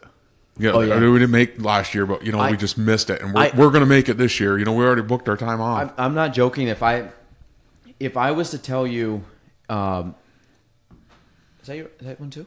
No. Oh no. If I was, I don't know if this spent. Okay. I like if I was to miss it, I would be so disappointed because one, the people are second to none. It's a blast. But like two, like I said, it is my escapism for like 3 days. If I can just zone out, hang out with friends, not think. I don't know, dude. I'll tell you right now, I do not know for 3 to 4 days what day it is, what time it is. When you showered last. Don't care. Don't care. I mean, I can't say like don't care when I eat because there's so much food, but like you don't walk away hungry. You do no. If you go to Fern, you are, and I think to put it honestly, that's I think one of the greatest things we kind of touched on our like core group of friends before. It's a very much a labor of love between a bunch of people. I think everybody kind of pulls their weight when it comes to Fern. Like it's not like. Obviously, first and foremost would be Ralph and Miss America because they're hosting basically, children and adult children for, almost a full week. I think they may have an easier time with the children. Yes. Than the adult children. Yes. Remember that one year? Were you up there the one year that we decided we weren't doing the beer trailer and we did bottles? That was like, I think, your first year. The first year, how many years have been up now? I think this is going on 4. No, there's more than that.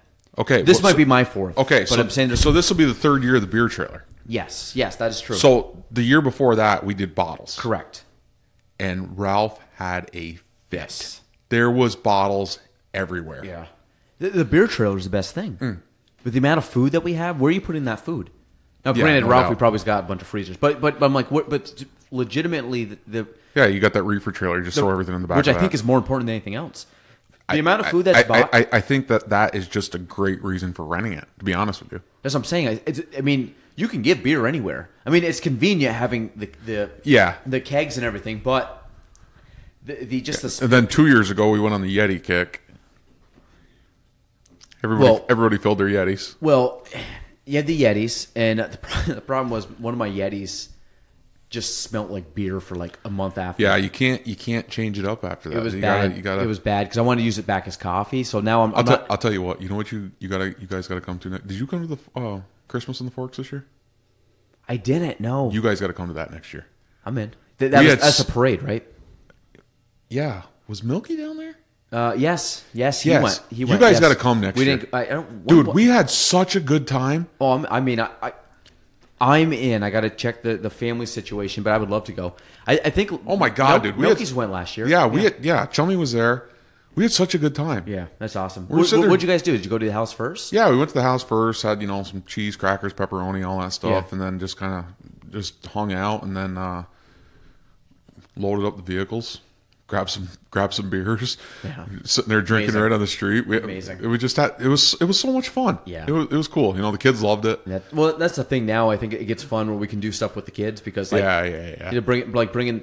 I mean, Sadie and Lily are obviously a little bit older, but we start bringing Brady and crew and Lucian and like we get this like crew of kids. Well, August and our future child. Like, yeah, you guys got a name yet? We do. It's literally only me and Jane are the only two that know it. It doesn't start with a G. The GTs are not starting with a G. I can't confirm or deny. Okay, you just did then. But no, I asked Jane. I said, "Are we going to do GT?" And she didn't want to do that. So I mean, like it's one like if the name fits kind of deal, but we didn't want to like really jam ourselves up. We got to only have a couple options. But no, I'd be in on that because I think, I mean, kind of it brings you back as a kid. You know, going to like a parade. I mean, going to a parade, but now full circle where you're bringing your kids. Like when you're in your early mid 20s and don't have a family, like you don't want to go to that. Like, but when you want to go to the bar. But yeah, you want to do anything, but like anything else. But as you get older, you get more attached to your parents because of the grandkids, and then it's like it allows you. You know, it's funny you say that because the older that I get, I think Chris is the same way too. Like we just want to see our parents more. Yeah, I think it's. When your dad comes in, you must be like, "Hey, Dad, what's going on?" Like, you know. Yeah, well, he was actually. Did you see him when he left? No, he was. You must have just missed each other because he literally left probably 30 seconds before you walked in. Yeah, he must have just left. But it's kind of one of those deals. Like now, they come over more because of you know their grandson. So, but it's dude, cool. I mean, listen, I spend so much time with Ralph. Yeah. It's great. But I mean, Sadie grew up with him. You know what I mean? Yeah, so it's not like. But it's like that's the one thing when people talk about not like. We talked to actually Connor came on yesterday, and she said, "I've been in Plattsburgh my whole life." She goes, "Because of family." And I said, "It's true for a lot of people up here." Because, a lot of people don't want to leave the area. Yeah, because and, spinning this back around to Clinton Correctional Facility, you see a lot of family names at that prison. Like it's almost like a family business. Meaning like father, son, grandfather. Yeah, you see a lot of family names at that prison. Now, granted, my dad didn't work in the state; he worked in the feds. But the only cool thing for me to talk about is he understands with what went on, what goes on. Oh yeah. Oh, you can't talk because he was very close with all that. I mean, he was not there, but he was within the system kind of deal. He was in the prison system, so he understood. You know, so if I talk to him about locking an inmate up or something like that, he understands what I'm talking about. You don't understand what I'm talking about. No, I don't. Yeah, exactly. But it's just that kind of brought him and I a little bit closer. Yeah. To being able, for me at least, to give me an outlet so I could talk to somebody about something. You need it. You know, it's I mean, I do it with my dad. I rant to him or bitch to him about stuff, and he knows what I'm talking about. He understands the nuances of the business. Like same thing with you guys. You understand nuances of the business. Like, no, I think it's good, but I think, I mean, just the fact of like coming full circle, having, at this point 3 generations, it's kind of cool. Like I look at from a perspective of. Like my parents were both 28 when they had me, and I'm 28 when I had crew, and so it kind of like life is the same. So brings you kind of full circle, right? Yeah, like it'll be funny to kind of look at because I'm kind of learning too. Like I see him at 1 year old, so like when he turns say 5 and goes to kindergarten, I'm going to be the same age as they were when I went on the school bus. So then I can really put in perspective kind of like what they were going my through, emotions or where I am in life and things like that.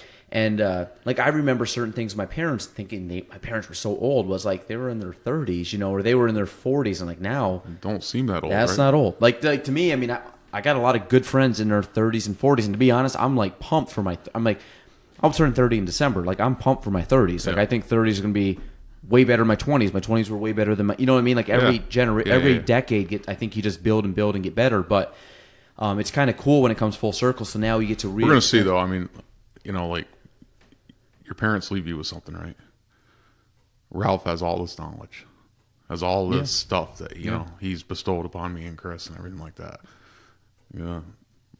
Break the mold when they made him. I mean, it's not going to be. He's cut from a different cloth. Different cloth. Different cloth. There, he's his own person. And funny, and it's funny to watch Chris call him out on some things. I kind of laugh at that stuff, but yeah, they're good. It's a good relationship. I think. Like we talked about, like giving people shit and taking it. Like Ralph is the ultimate. Ralph gives way more. I mean, Ralph takes some shit, but Ralph can dish it better than a lot of people can.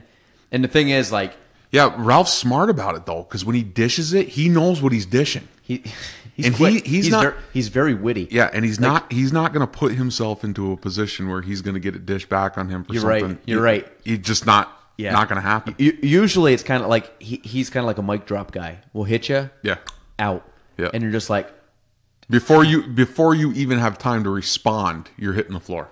Then again, I mean, the other thing is he's got a lot of practice because he's got Chummy there. So Chummy's like Chummy is a great punching bag. That's exactly. Chummy's a punching bag. He's a great punching bag. I'll tell you what though. We all practice on Chummy before we go after each other. Nobody takes it better than Chummy, though, huh? No. Chummy is... we wouldn't make as fun of Chummy as much if Chummy wasn't as good as taking it as I think there might be only one person around us that can take it as well as Chummy. What do you think that is? That can take it as well as Chummy? Yeah. Oh, jeez. I don't know. Rossi. So... Ross can take it pretty well, dude. But this is... So Ross, I don't know him that well. Yeah. I know him. Don't get me wrong. Like if I'm there, I'm hanging out with him. Like we can chit chat. But I didn't grow up with him. So Ross can take it though. Can he? Is he good? Yeah. Oh yeah. Dude, I think the first. He's got to come back up. I haven't seen him in a long time. Yeah, well, like, I mean, I've seen him. I saw him yesterday. The first year at the fourth, though, he passed out in somebody's vehicle. Nobody could find him. Well, we couldn't find him. Like 9:30 in the morning, somebody walks by one of the vehicles. There's Ross passed out in somebody's vehicle. That was epic. That was the Ross McAllister Award. I think we made well, every year someone last year nobody really got it. Really did. When we talk about an award, we basically talk about the person that gets the most in Ralph's term box card. I think or is the most obnoxious. We've had a couple of those. It's kind of one and the same. Yeah. I mean, the first year went Ross. We had a few other good candidates that won. Yeah, but didn't we make like the Larry Morgan Giving Award or? We had the Larry Morgan. We had the MVP award. That would be Larry Morgan because not only did he travel the furthest, well, we had his contributions were.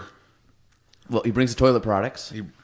We stock up. Ralph's still stocked up, you know. He's still stocked up. The basement's Ralph basically is ready for Armageddon. Oh, Ralph, yeah, you ain't gonna. But all I heard about today was a standalone generator. Yeah, he just bought one. Another. Yeah, he just bought another one. You mean another one? Another it's one. It's gonna be standalone. Kicks on as soon as the power goes out. I go, what are you doing with the other one? Oh, I'm not getting rid of that. Ralph is my actually go-to for anything to buy. He's my Consumer Reports. Well, he will research it better than you will ever think of researching it. Yes. Just Ralph. Yeah. That's what he does. He's a man of many talents. But I think we get the MVP award. We got the saying, too, now. Because, Ralph always gives the best advice. So Ralph, you don't know nothing. Exactly. Ralph, you don't know nothing. Exactly it. Exactly it. So, Ralph, he's great. Gives Chris and I the best advice. Even if you don't want to hear it, he's always the one to, give us the straight and narrow and tell us, what we don't want to hear. But he's always right on it. But now he's got it to the point. I'll tell you what you want or what you need to hear. You can listen to me. You cannot listen to me. And he's going to end it. But Ralph don't know nothing. Or Ralph don't know a goddamn thing. Nope. You know? You got a better chance of catching polio. Got a better chance of catching polio. Another Ralph saying. That's there's got to. We really should start writing these down. You should. We should. We could probably make a book out of it. Don't say anything to him. But we just this is what we'll do this year. As this is going along, hopefully Ralph doesn't listen to this podcast. He will, but whatever. As Ralph's going along, he'll forget by the time we get there, probably. Don't, maybe not. Don't count your... Maybe not. We'll have to do it discreetly. So what's going to happen is anytime we hear a Ralph quip, we're going to end up writing it down. Yeah, but it just can't be just one, right? So it's got to be one that come on, man. You know what I mean? It's got to have some. It's got to have some substance behind it, some longevity to the saying. You got a better chance of catching polio. That's a guarantee. But Ralph don't know a goddamn thing. Ralph don't know. Hey, Ralph is RETRRED. That he is. So that he is. Okay. So, anything else we want to talk about before we? I don't know. We're just gonna have to schedule another show. I think we can. We can. We will do something at. Maybe I'll have to be number 46. We can do that double. Actually, no, 45. We're the 4 or 5 coming back. Well, you said coming back. No, you walked in. You said, you're episode 23. I said, hey, MJ got 6. It was my man. Come back. We're the 45. Jay-Z. We're the 45. It'll be like the comeback. It'd be was that 90? 95. Yeah, but he only wore it for 1 year, right? He didn't wear it for that long. I was gonna say because he went back to 23. He went back to the playoffs that year. In 95 when they made the playoffs, it more than 23. I was gonna say he went back 23 very quick. He was 45 for a hot minute, and that was it. But it's funny when you and Chris were talking on Chris's podcast. I'm like, Chris sitting here. I'm like, Chris, you don't know anything about the Chicago Bulls. Like I knew everything. I knew everything about the Chicago. You went on Chicago Bowl. Yeah, I said I know everything about the Chicago Bulls from that time, but that's kind of what jogged my memory. You said that today. It was, oh, you're episode 23. I'm like, oh no, Jordan. There we go. So no, we'll get you. We'll definitely do another one, but I want to. I think at Fern, I want to try to incorporate. We'll probably do just like a mic setup. Yeah. Meaning I'll set up the mics, and it's kind of just whoever filters in. Get I'm gonna get in. We get Ralphie. We'll see how long you can sit there for when everybody just drops by on the podcast. I think we'll probably we'll do one. We'll do one day. We'll just kind of sit around the podcast, chit chat. I'll have everything hooked up, and then we should see if we can get Kevin on there. We could, because that would be epic. I mean, he'd be kicking everybody's butt. I mean, we'd have enough characters on there. We could make it happen. So we're gonna stop there, but we will. Like I said, you will see more of Kono, I think, in future episodes. A loyal Gaelan Trombley show listener. So, Kono, anything else you want to mention before we head off air, or just we'll see you soon? Appreciate you wanting me to come on. Appreciate it. Yeah, a lot of fun. No, this is good. I like I said, I know we've talked about doing this. It was we got you in. We only had to reschedule once, and then reschedule our time a couple times this week. Yeah, we were okay. We're good. We made it happen. But other than that, I want to thank Kono for coming on. Again, this is episode 23. Michael Jordan of the Gaelan Trombley Show. We're out. Thanks for listening to the Gaelan Trombley Show. If you want to reach me, you can go on Facebook at Gaelan Trombley, on Instagram at Gaelan Trombley, and on YouTube at Gaelan Trombley. The spelling, GaelanTrombley.